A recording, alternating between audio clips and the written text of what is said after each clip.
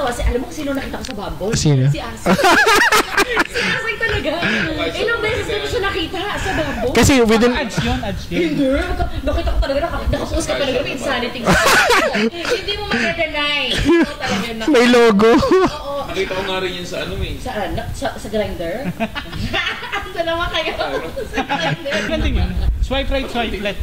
Swipe left din yun. Hindi naman nag-swipe left eh. Puro ka swipe right eh. Left, BA. Sira yung swipe left ni Mike sa mga dating apps. Ano siya, indiscriminating right, talagang gano'n, no? Hindi nakatingin. Na-swipe right kita eh, no? Talaga? Oo. Hindi ko alam, hindi naman tayo mag-meet eh. Walang Kasi lumabas na siya. nakita ko yung picture mo, pwedeng utangan to.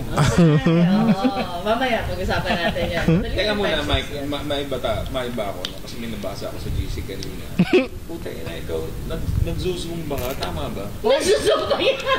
Tapos nang pirmis kang nasa likuran ng mga... Oo, kwenta yan ni ni Catherine Bernardo.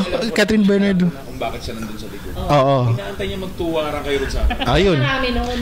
Ayun nga. Kaya siya nasa likod. At saka yung point of view ni Asoy talagang alam mo na... Tutok. talaga. Tapos makikita mo ang step niya ni Aso. Oo. Puro ganun lang siya. Puro bunga ka. Ganun lang ang step niya gumagano. Ano po tayo? Siguro yung natutuwa pag inaalala ko ngayon kasi kanina pinag-uusapan nga namin ni Asoy na magka-gym nga pala tayo tapos naalala ko na sa Zumba ko siya nakilala. Pinakilala siya. Sa gym na yan? Sa Jan Tomas Marato kay Coach Irene nakamukha nga. Sabi nung Zumba instructor namin, ito si Mike, ano yan, komedyante yan, stand-up comic. Tapos ako siya, sabi ko, okay. Hindi ko siya agad nag-register sa akin. Dahil nga, hindi ko pa naman siya talaga nakikilala. Sige, mabilis lang. First impression kay Mike nung nakita mo siya sa gym, go. Ganito. Ganon. Ay, na-overlook mo, no? Kasi, ang baba. Malamang kasi nakasundero ka dun eh. Hindi siya nakasombrero lang. Ay, Itsura ng ulo niya. Oo, ganyan. Pag nakita Matalino eh.